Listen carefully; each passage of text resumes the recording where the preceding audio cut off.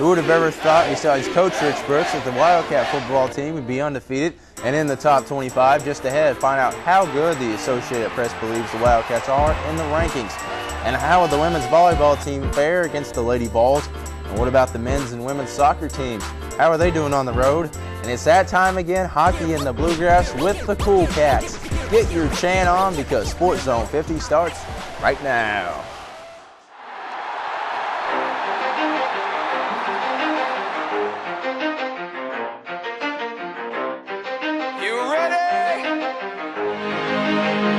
Let's go! 10% luck, 20% skill, 15% concentrated power of will, 5% pleasure, 50% pain, and 100% reason to remember the name.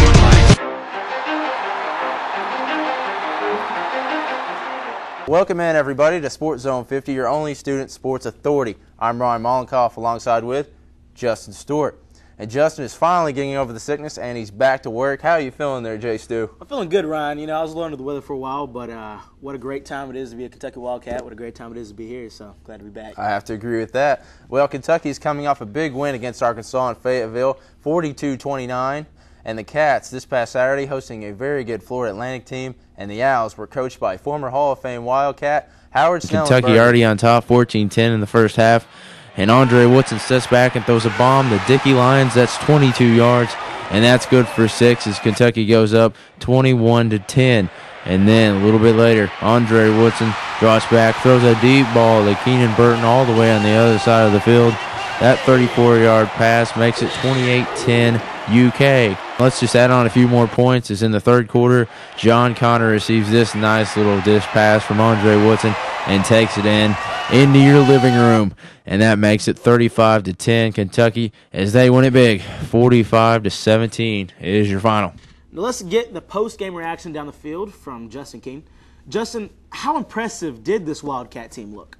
In a game where the Wildcats could have come into a Commonwealth for a scare, the Wildcats came out on Saturday and dominated Florida Atlantic. You know, when you look at it, we've had a little time to, you know, in the locker room to sit back. There's not a lot of teams after the day that are going to be able to say that they're 5-0. We're one of those teams, and we just want to keep that going. We want to be a team after Thursday night to be able to say we're 6-0. The Cats are now entering the very tough stretch in their schedule. The SEC play will kick off hard and tough for the Cats, who will travel to South Carolina to face the old ball coach and South Carolina Gamecocks. And until then, from the Commonwealth Stadium, I'm Justin Keene, Sports Zone 50. Andre Woodson threw for over 300 yards and 5 touchdowns in the contest, and Woodson threw his first pick since last season, and his streak of 325 straight completions comes to an end, and he now holds the record for the most straight completions without an interception.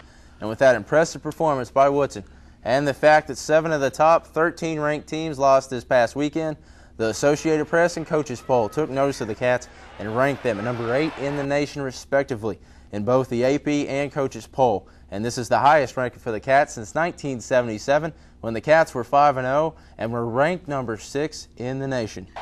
Now the Cats turn the focus to number 11 South Carolina, and from past history you might know that Steve Spurrier, the Gamecocks head coach, has never lost to Kentucky. Wow. And the Cats will have quite a fight on their hands, so we decided to get a little preview of the Cats and the Gamecocks, Xbox 360 style. All right, here we are, Thursday night primetime. Your Kentucky Wildcats visiting Steve Spurrier, South Carolina Gamecocks. Andre Woodson, deep Dickey Lyons, pounded interception by Captain Munnery, who returns it. 70-yard return. Brings the score 7-0. And fast forward into the fourth quarter. Andre Woodson out. Dickey Lyons Jr. out with injuries. Mark Hartline in as quarterback. Throws it to Keenan Burton.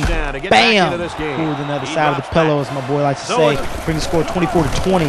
Boing! Clint Seaburn misses it. Boing! Doinks it off the goalpost.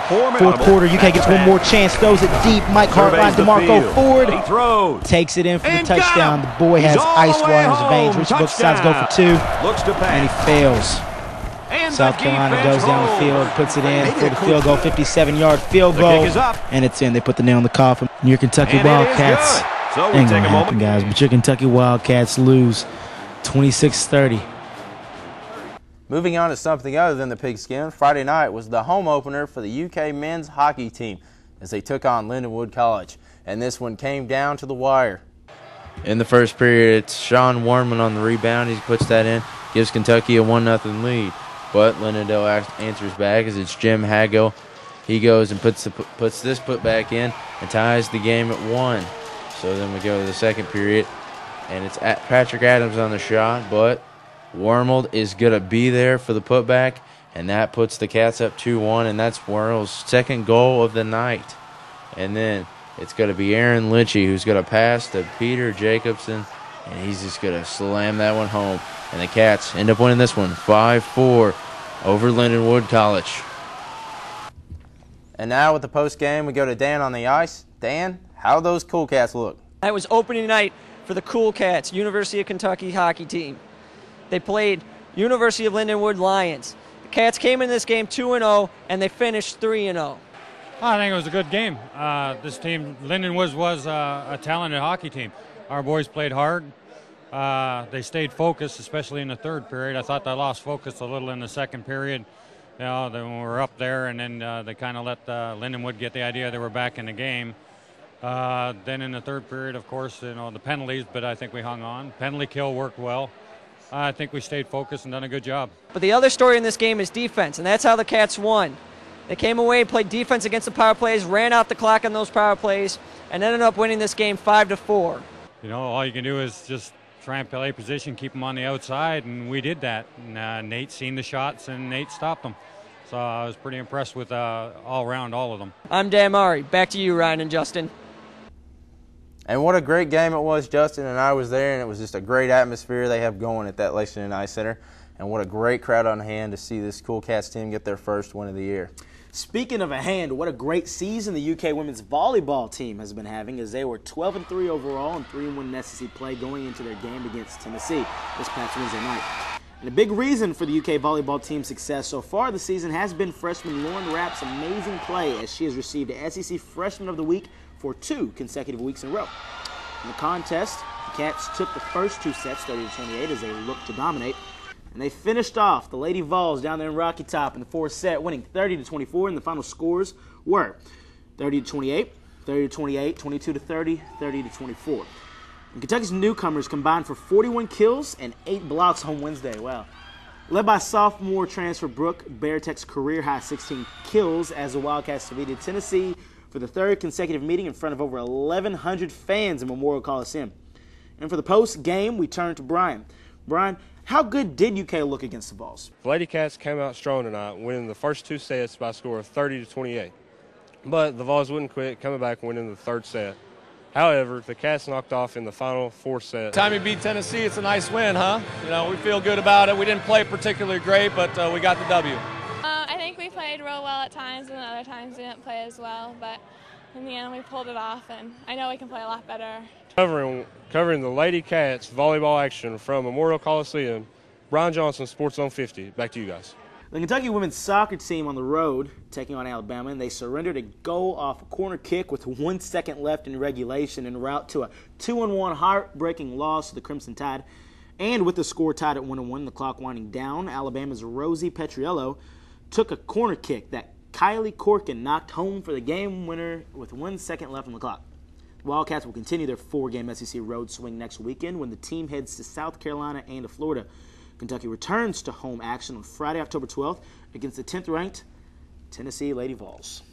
And on the men's side this past Friday, the Cats took on Western Kentucky on the road. And after suffering through 281 straight minutes of scoreless soccer over the past 2 games, the Kentucky men's soccer team exploded for 2 goals in 14 minutes to knock off the host Western Kentucky. And the men return to home action October 6th as they open Conference USA action against UAB at 7 o'clock. Well, Justin, give the viewers out there something to do this week besides watching our show over and over on Channel 50. Which, by the way, they should be doing first and foremost. Well, Ron, I'm going to have to say that the place to be this coming weekend will be the opening of Keeneland. If you've never been to Keeneland, it is absolutely beautiful. The horses are fast, women are pretty, and you can always get lucky with some simulcasting betting. So head out there this weekend. I promise you that you'll have a great time. Nicely done, Justin. I couldn't have said it better myself. Thank and you. I will definitely be out there for the opening weekend. So if you see me out there, give me a shout. And as always, Ryan Mollenkoff. And I'm Justin Stewart. So until next time, boys and girls, make sure to go to class, use a designated driver, and always be blue. Good night.